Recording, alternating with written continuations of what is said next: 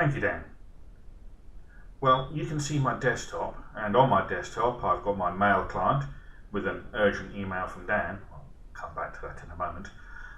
I have a folder in which I've got a number of files that I'm working on, including some very important ones.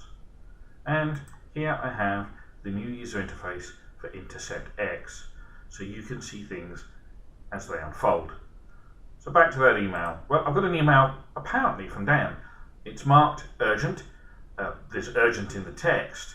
I can see it's from Dan because there's a picture of Dan, and he's asking for me to immediately have a look at the latest widget pricing. Well, this is a social engineering attack, and this document contains a ransomware payload, a variant of HydroCrypt, actually. But let's pretend for a second I fall for this exercise.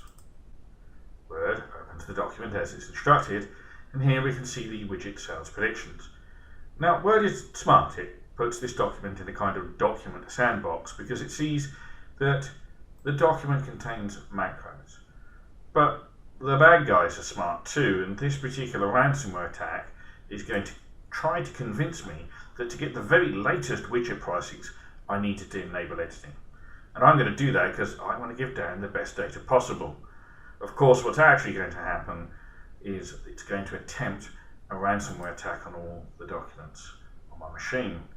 Fortunately for me, I'm protected by Intercept X CryptoGuard.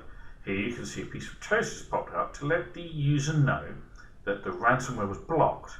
We can see the malicious behavior has been detected, the threat has been detected, and I as a user have been prompted that perhaps I should get in contact with my IT administrator. Naturally, of course, under normal circumstances, this user interface is hidden in a bar here. This dialog box is simply the bad guys trying to keep me busy whilst the attack took place. But what's most interesting is look what happened over here in the documents. You can see that some of these documents have been encrypted by HydroCrypt. It stops here though, because that's when CryptoGuard detected the malicious behavior, and it is a behavior-based detection, and stopped the process from being able to continue. In short, the ransomware attack could go no further. On top of that, automatically, CryptoGuard undid the attack, in essence, rolling back the contents of the encrypted document back to their original state. This is what this document looks like if I didn't have CryptoGuard running as a part of Intercept X. Frankly, everything's been encrypted, and if all my documents look like this, I'm probably going to be forced to pay the bitcoins. However, CryptoGuard caught the attack and rolled back the first couple of files that were touched in the early part of the attack back to their original state. So none of my data is lost. Well, that's very good, but let's take a look at what an administrator would see. Here I've logged into the Sophos Central dashboard. I can see an alert that represents the attack we just saw demonstrated on the endpoint.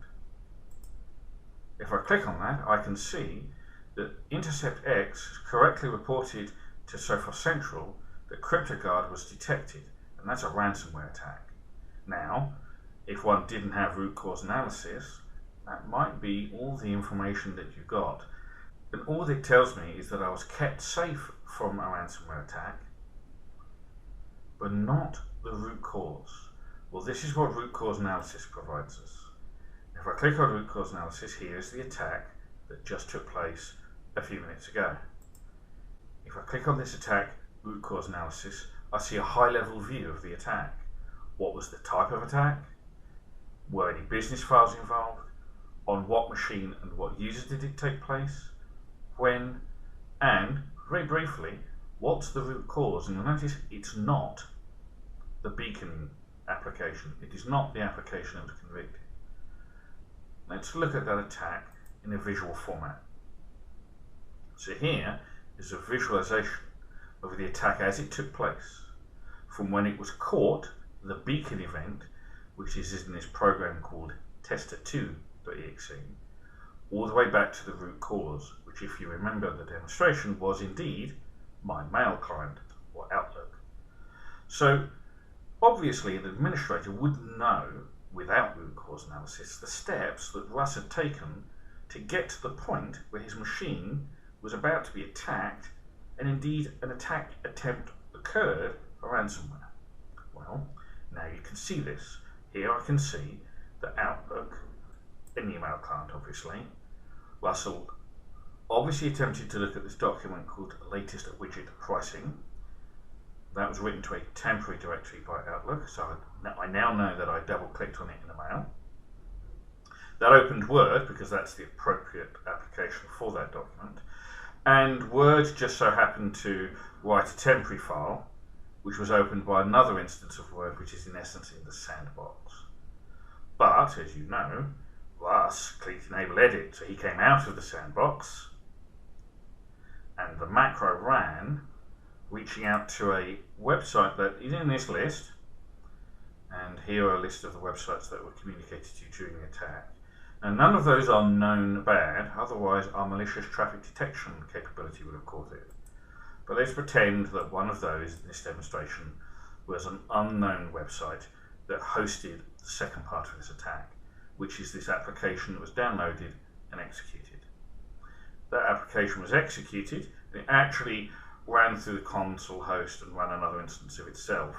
That application was the application that was going to actually attempt to do the ransomware attack. And that was the application that started to read these files, and here are the rich text files in the documents folder that I was working on.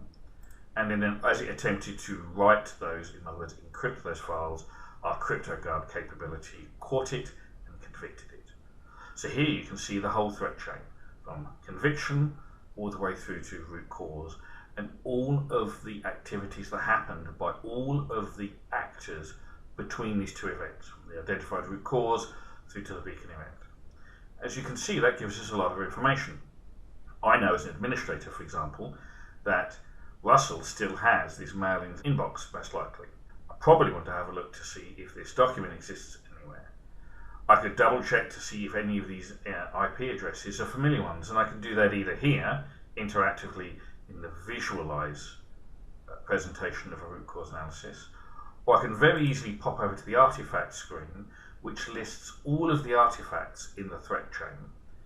Quickly click on network connections, and here I can see any network connection made by any process in that chain from start to finish.